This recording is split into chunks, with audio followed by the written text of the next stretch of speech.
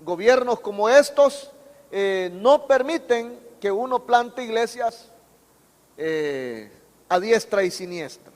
Yo venía, por ejemplo, hoy en la carretera y veía que aquí solo en este espacio hay como unas 3 o 4 iglesias. En este tipo de países no se permite eso.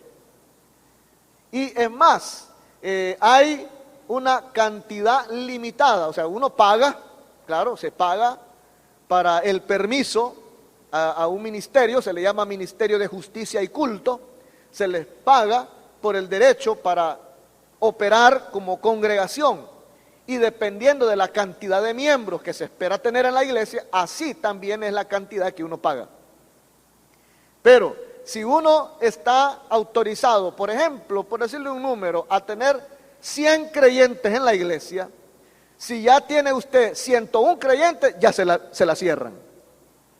Entonces hay que buscar que ese 101, no como los 101 dálmatas, ¿verdad?, sino que como 101 creyentes, ¿verdad?, se vaya para otro lado, porque ya hemos alcanzado el límite.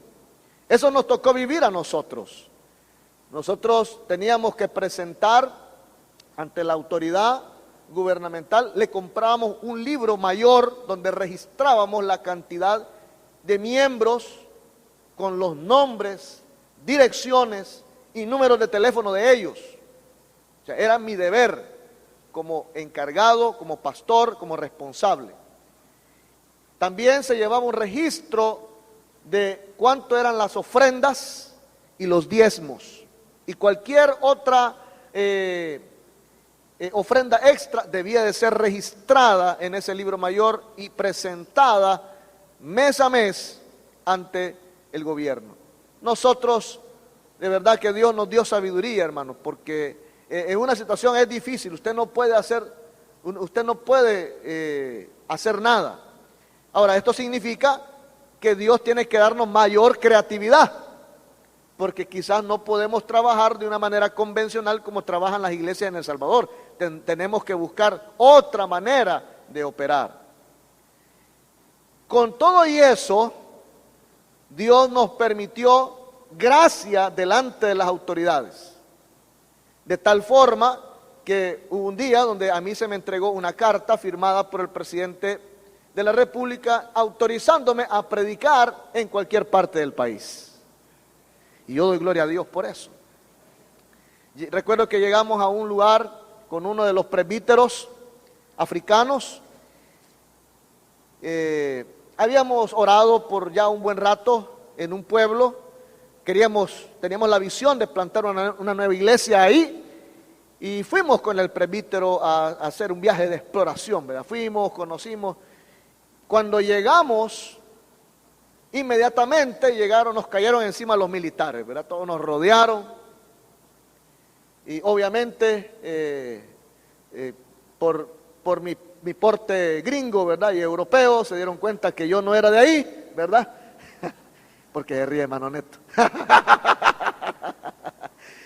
Entonces dijeron, ¿y vos qué estás haciendo acá? Y ya empezaron a pedirnos los documentos, ¿verdad? Y ustedes no tienen autorización. Presenté la carta que yo les digo. Y me dijeron, no, esta carta es falsa, que no sé qué y que no sé cuánto. No la avalamos. Yo le digo, bueno, si tú no me crees a mí, yo te animo a que llames. Ustedes como militares tienen acceso directo al Ministerio de Justicia y Culto, háblale al ministro y te vas a dar cuenta. Si la carta es falsa, si yo te estoy mintiendo, con toda libertad tú puedes aplicar la ley, me puedes meter preso y hacer lo que tú quieras. Pero si es la verdad lo que yo te estoy hablando, tienes que respetar este documento.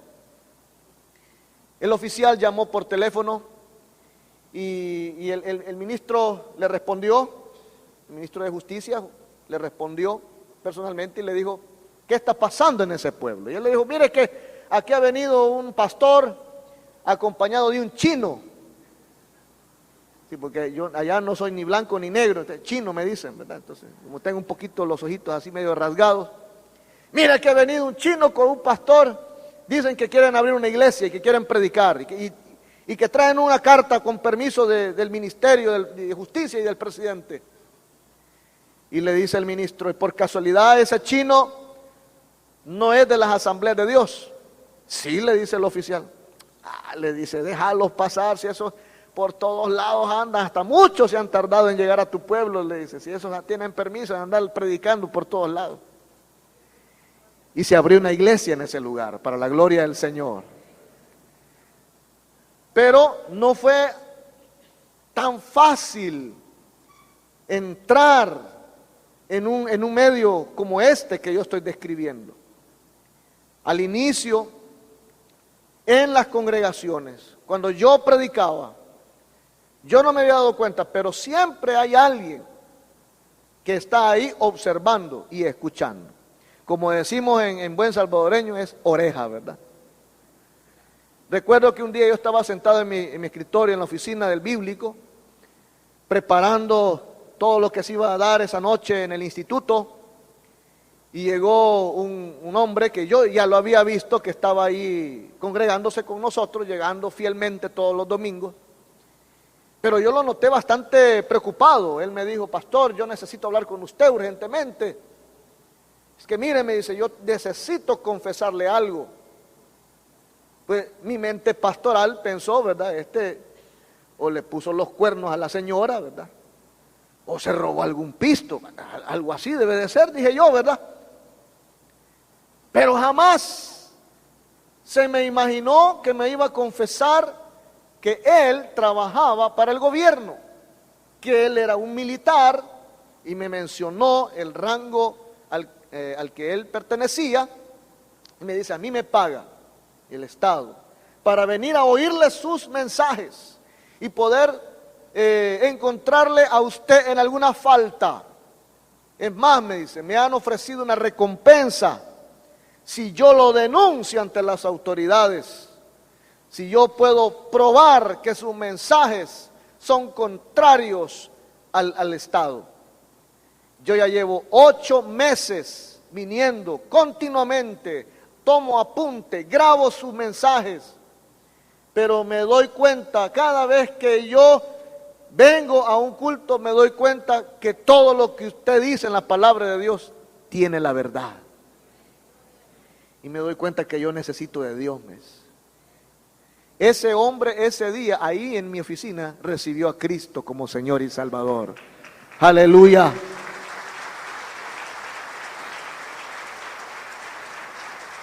Mire, ese hombre después fue mi mano derecha.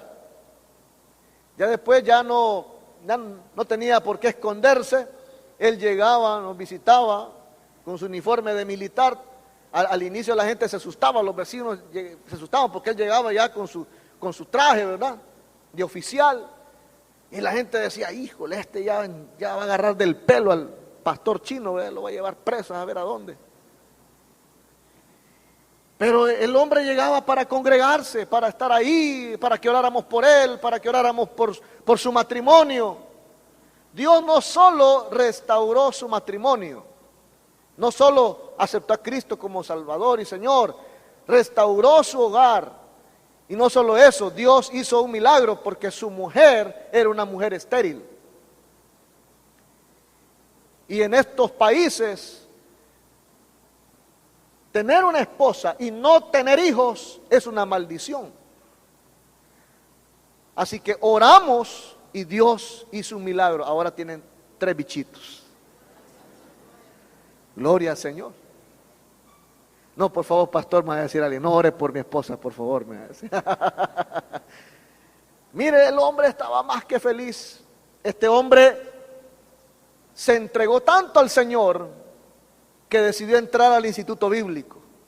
Y hoy, hace poco me escribió y me dice, pastor, le tengo una buena noticia.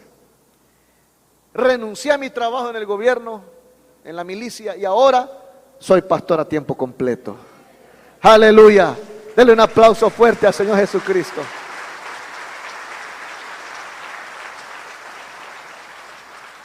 En esta opción de registrarse y someterse, en términos que muchos dicen sobre esto, es que al final aprendemos a jugar el juego. Es decir, en base a las reglas, a las normativas que se nos presentan. Pero con todo y eso, lo importante es hacer el trabajo de ganar almas. Un pastor chino dijo una vez en una iglesia de Pekín: tienes que ser astuto. Las autoridades no quieren que los cristianos aumenten en número, pero tampoco quieren ponernos a todos en la cárcel.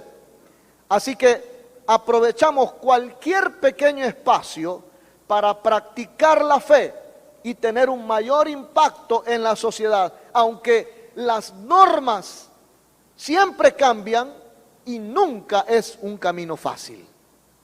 Esa es la realidad que se vive en el campo misionero hoy en día. Por eso necesitamos no darle la espalda a la iglesia perseguida, sino orar por ellos. ¿Cuántos dicen amén? La opción número 3 es huir para vivir. Hay muchos que se convierten al cristianismo desde un trasfondo perteneciente a otra religión, o a veces es porque son de una tribu, y venir al cristianismo representa para muchos una traición a las ideas de su tribu. Les es casi imposible quedarse donde viven y vivir para contarlo. Entonces tienen que huir para salvar la vida de ellos y de sus familias. Esta es una realidad que muchos están viviendo. Por eso usted se da cuenta cuánto en las noticias, cuánto se habla de muchos desplazados y refugiados, por ejemplo de Siria, en muchos lugares. Las oportunidades están abiertas ahora en muchos países donde la gente tiene que escapar para poder sobrevivir, pero no pueden vivir la vida cristiana en sus comunidades. Uno de estos países, por ejemplo, es Somalia. Somalia es el país que ocupa el puesto número 2 en la lista mundial de la persecución de acuerdo al año 2017. Y la cuarta opción es quedarse y morir. En muchos casos extremos, el cristiano puede decidir que su mejor opción es ofrecer su propia sangre. En estos casos los cristianos deciden quedarse y soportar las consecuencias. Los mártires tienen muchas veces un efecto impactante para el bien del crecimiento de la iglesia, motivando en muchísimos casos a las generaciones venideras a través de su testimonio por medio de la muerte. Uno de estos casos, caso real y muy reciente que yo quiero comentarles, es uno de los casos, un ejemplo, dado por el pastor John Jaramba Kiruga. Su ministerio, él es un pastor africano, su ministerio se enfocó en enseñar y fomentar la paz entre los cristianos y los musulmanes en la peligrosa y caótica región fronteriza entre Kenia y Somalia, donde el grupo extremista Al-Shabaab aterroriza constantemente a los cristianos. En abril del año 2015, solo para que usted tenga una idea, este grupo masacró a 148 cristianos en una escuela del poblado de Garissa, y esa noticia sí se divulgó por las noticias y las cadenas noticiosas internacionales. Pero a pesar de eso, el pastor John estaba ese día camino hacia la ciudad de Mandera, justo en la zona de más riesgo. Este hombre tuvo un sueño del cual nadie le podía desviar. Un sueño en donde incluso los musulmanes de las zonas más lejanas y peligrosas tenían la oportunidad de experimentar la compasión y el amor genuino de los cristianos. Unos días antes de ser asesinado, en julio del año 2016, escribió un email a un amigo y le decía: parto mañana para predicar en la ciudad de Mandera. oren por nosotros, oren por Kenia. El pueblo de Mandera no es muy seguro hoy en día, pero tenemos que predicar la paz de Cristo, cueste lo que cueste. En su regreso hacia su casa, el bus en el cual él viajaba, porque no tenía vehículo propio, fue ametrallado por los extremistas y él murió en ese día. Hermanos, necesitamos más obreros como el pastor Quiruga, que estén dispuestos a predicar el evangelio de Cristo, cueste lo que cueste. Yo me sorprendo, hay muchos candidatos a misioneros. Usted no sabe la cantidad de gente que llega a mi oficina mes tras mes diciendo que quieren ser misioneros. Por supuesto, no está en mí decirles sí o no. Hay una junta directiva a nivel nacional, presidida por el hermano Jeremías, que es quien decide. Mi deber es orientarles. Pero muchos de ellos me dicen: Pastor Osorio, yo tengo llamado al mundo musulmán, yo quiero ir a predicarle a los islámicos, quiero ir a predicar y ganar almas en medio de estos grupos. Y yo le digo: hermano, si yo te llevo a predicar a alguna zona de riesgo, y ya les menciono los nombres, allí en San Salvador, ¿irías conmigo? Me dice: no, pastor, ahí no, ahí difícil, hermano. Ahí si uno no está bien palanqueado ahí, quien no es de ahí, lo matan, pastor. Entonces yo me pregunto a mí mismo, ¿cómo es posible que quiere ir a evangelizar a los musulmanes y no quiere evangelizar en las zonas de riesgo de nuestro país? ¿Verdad que no tiene relación? Necesitamos más hombres, más mujeres, más familias que puedan decir: heme aquí, Señor, envíame a mí. Dicho sea de paso, el noreste de Kenia está experimentando hoy en día una limpieza étnica basada en motivos religiosos.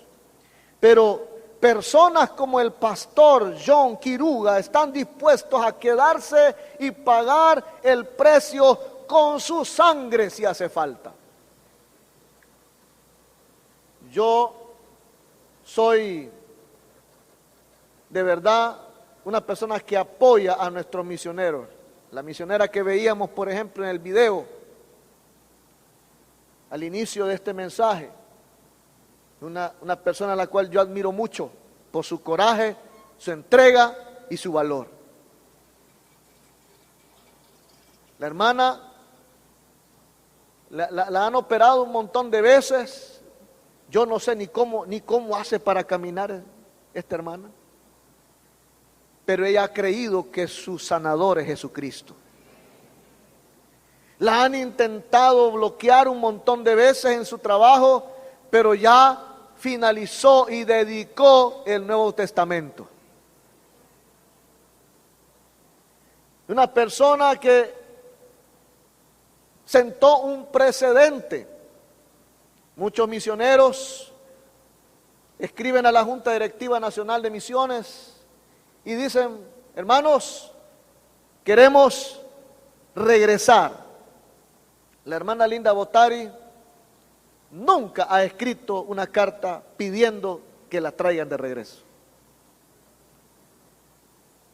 Aún en los momentos donde, como ella misma dice, quiero ocupar su término, cuando hay vacas flacas, cuando no ha tenido fondos, aún cuando han habido años, y sí que lo han habido, déjeme decirle, donde las iglesias que la apoyaban decidieron ya no apoyarla más por X o Y motivo, ella dijo: hermanos, quiero pedirles que me permitan quedarme un año más. Al final del año le volvíamos a escribir: hermana Linda, su finanza no anda muy bien, ¿qué dice? Hermano, por favor, permítame quedarme un año más.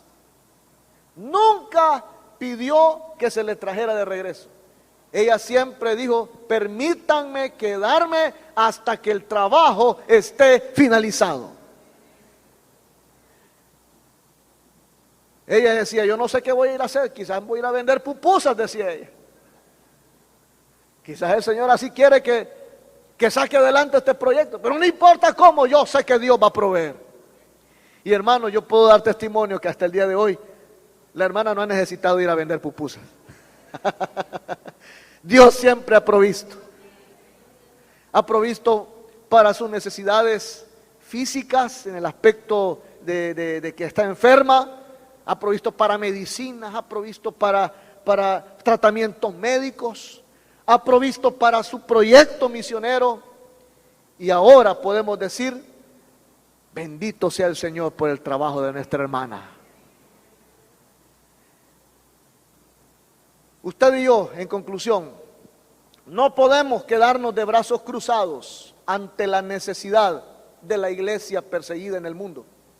Nuestra mejor actitud, la suya y la mía, debe de ser la de invertir tiempo cada día en oración intercesora y pedir a Dios que derrame de su poder, protegiendo y salvando, rescatando millones de vidas, solo por su gracia. Yo le animo en esta hora a que se decida hoy a ser parte del grupo de creyentes que van a estar orando por la iglesia perseguida. ¿Cuántos dicen amén por eso? Esta mañana y este fin de semana yo he querido mandarles un reto a la iglesia, como Iglesia Cristiana José de San Miguel.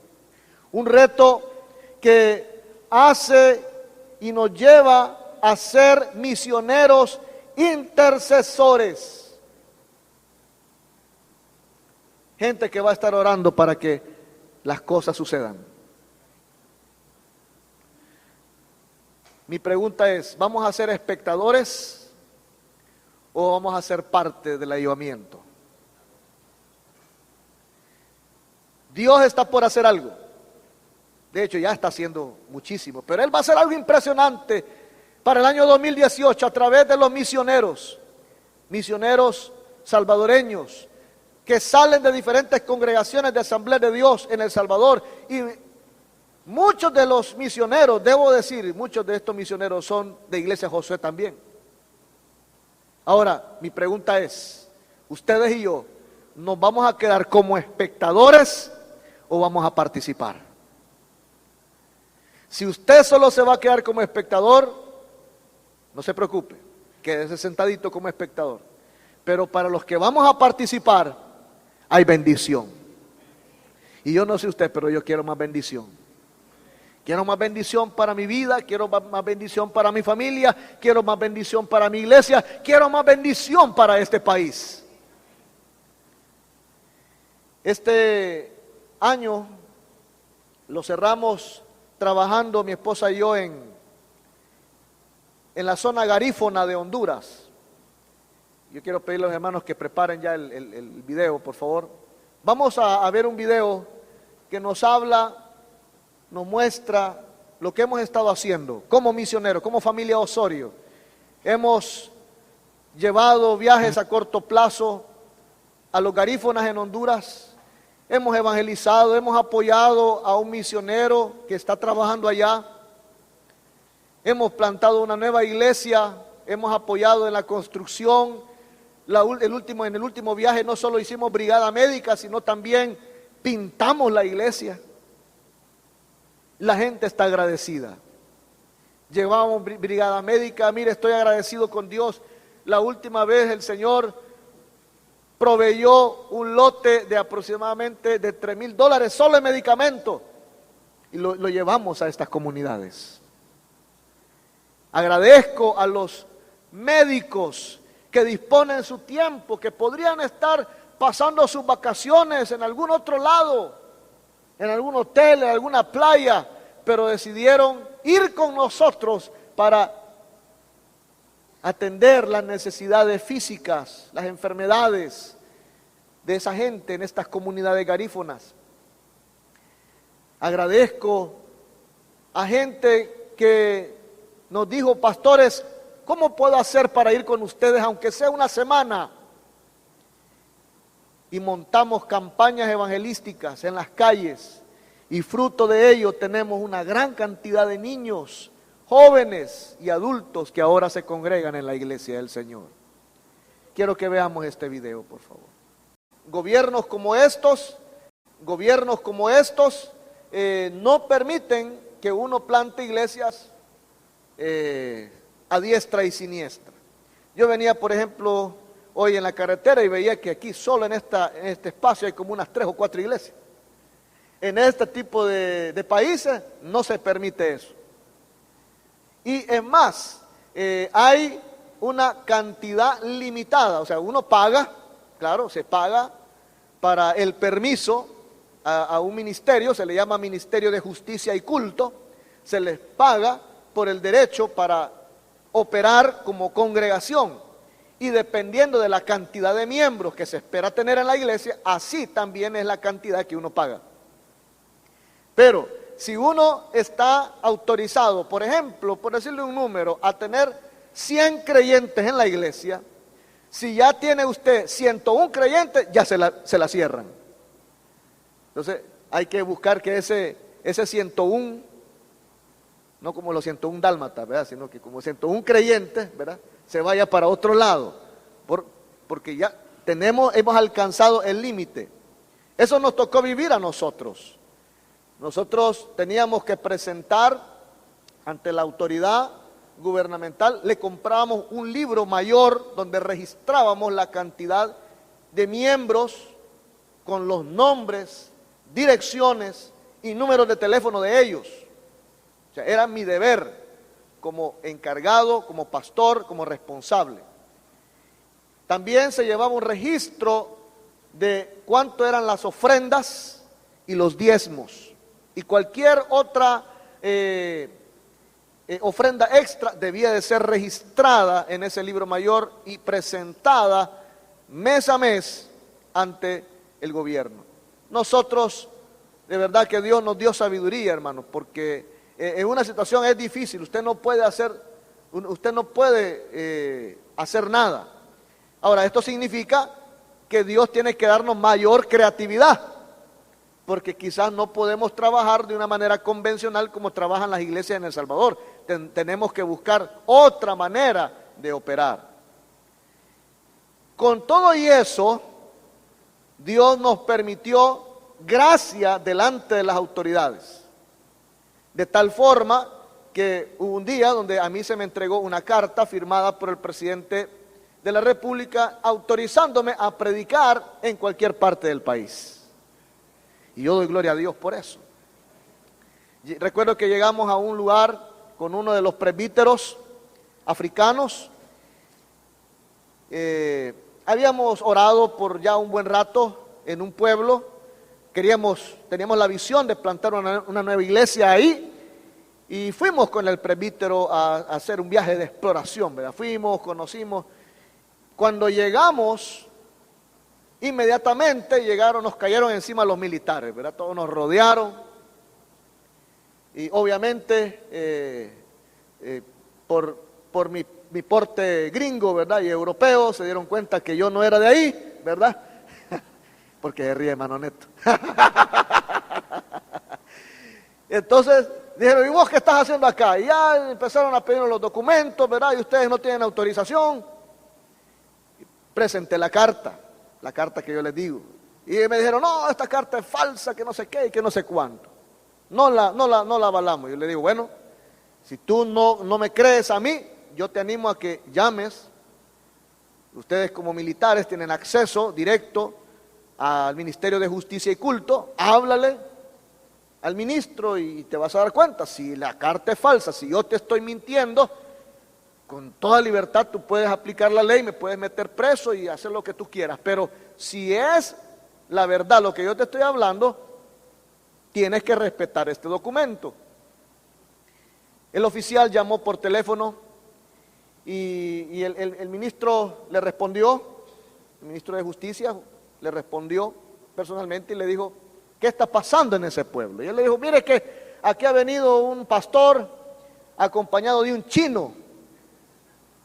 Sí, porque yo viaje misionero, este es el primer año, 2017 ha sido un año impresionante para nosotros, para mi esposa y para mí, porque nuestra hija se involucró de lleno por primera vez. Ustedes la vieron ahí, esa morenita, delgadita, de lentes, de nuestra hija Saraí. Pasó de ser aquella niña que se escondía detrás de las faldas de la mamá a ser una niña que ministra, que predica la palabra. Muy pocos saben que el año 2016 fue un año difícil para nosotros. Nuestra hija pasó enferma, una enfermedad que tenía que ver más que todo con la psiquis, porque ella sufrió lo que los misionólogos llaman el choque de reingreso. Ella no entendía por qué en El Salvador no se le apreciaba por ser hija de misioneros. No entendía por qué los maestros se burlaban de ella. Lamento decirles que fue a 2 colegios cristianos, y de los 2 colegios cristianos nos dijeron: aquí no puede estudiar, porque esta niña no nos entiende y nosotros no le entendemos a ella. Mi hija tuvo una educación en África, en colegios franceses. Así que, como entenderán, muchas veces ella no entendía el español coloquial que nosotros tenemos en El Salvador. Así que ella se frustró y decía: papá, yo no sé, no hallo cómo expresarme, no hallo cómo decir las cosas. A ella le dijeron que no iba a poder estudiar, que no iba a ser una niña normal. Pero oramos y tuvimos fe, hablamos con ella y con el olor de nuestro corazón, se lo digo, tuvimos que sacarla de un colegio, de los colegios cristianos. La pusimos en un colegio de inconversos. Curiosamente, en ese colegio la trataron como persona, la entendieron. Es más, en ese colegio hoy tenemos puertas abiertas para entrar y evangelizar. Y este año ella va a salir de 9º grado con las mejores calificaciones. Ella como cualquier niña, hoy tiene 15 años, va a cumplir 16, y como cualquier jovencita de su edad, en nuestra sociedad contemporánea, usa las redes sociales. Sí, tiene Facebook. Solo que su Facebook no lo ocupa ella para tan solo subir fotos con sus amigas, sino también es la plataforma que ella ocupa para poder expresar su sentir hacia los demás sobre Dios. Y quiero leerles lo que ella expresó a un grupo de amigas. Les escribió un artículo por su muro de Facebook y lo voy a leer directamente de su muro. Se titula: ¿Quién dijo que no se podría? Escuchar a las personas diciendo que no pueden o que no se puede, ahora me causa gracia. ¿Saben por qué? Porque si a mi madre le dijeron que nunca iba a poder tener ni un hijo, que era muy probable que no regresáramos del África, que yo iba a morir allá, que no podría lograr estudiar 9º grado porque mi mente no lo iba a soportar. Dime si alguna de estas cosas al menos fue cierta. Ni una sola en lo más mínimo. Dios creó vida donde no la había. Me dio salud en un ambiente donde de cada 10 niños, solo 3 logran sobrevivir. Y me hizo una de las mejores alumnas de mi colegio. ¿Creíste que no podrías? Bueno, al menos ahora sabes que lo puedes lograr así como Dios lo hizo en mí. Cuando yo leí este artículo que ella subió a su muro, me dice mi esposa, híjole, y eso que solo tiene 15 años. Y espérate que predique, me dijo, que se agarren los hermanos, me dijo. Hermanos, es posible hacer misiones, apoyar a la iglesia perseguida, es posible. Continuar haciendo misiones en medio de un contexto de crisis, sí es posible. Porque tenemos un Dios todopoderoso. Yo no sé cuántos esta mañana pueden decir, sí creo que todo es posible. Ponte de pie, quiero que oremos un momento. Quiero pedirle a los hermanos del Ministerio de Alabanza, si me pueden ayudar con esa alabanza de Miel San Marcos, a tus pies. Vamos a entonar esta alabanza, no se vaya a mover, no vaya a salir, por favor. Porque el Señor va a hacer algo maravilloso en este momento con nosotros. Aleluya. Señor, perdónanos si nos ha faltado la fe. Si no hemos comprendido, Señor, en su totalidad lo que tú quieres hacer con nosotros. Perdónanos. Somos humanos. Somos humanos, Señor, y nos desubicamos con facilidad. Perdemos con mucha facilidad la atención. Perdónanos. Pero hoy, esta mañana, Señor, antes de salir de este devocional dominical, queremos atender, Señor, a tu llamado. Responder al llamado, Señor, de apoyar a la iglesia perseguida. Para que más hombres como el pastor Quiruga puedan ser levantados en oración.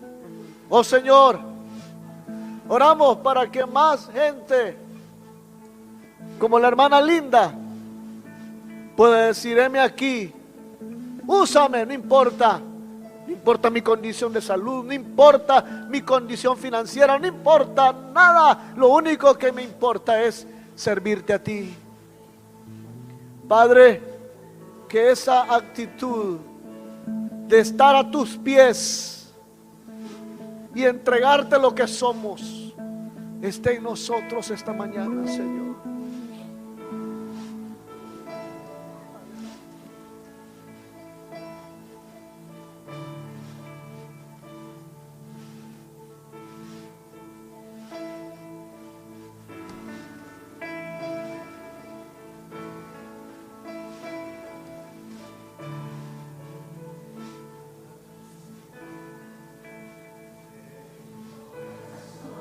Dígaselo al Señor.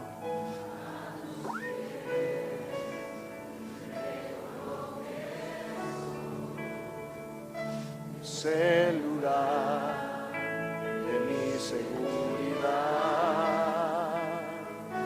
donde nadie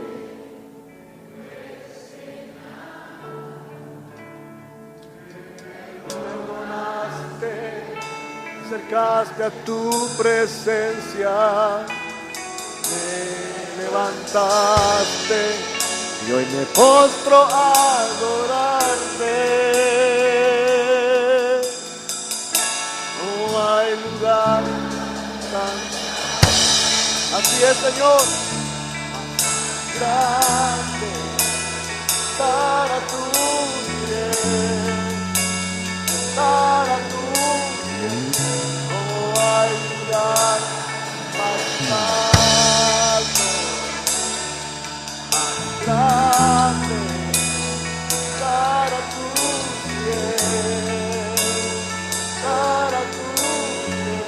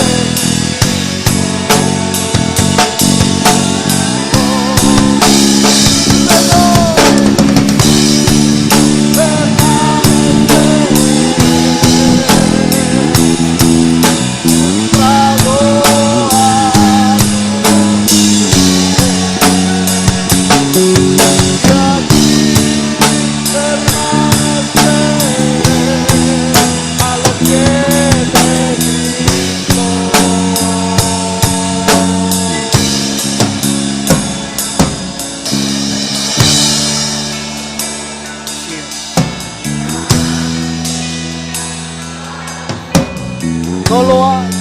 Estar a tus pies. No hay lugar más alto, más grande que estar a tus pies.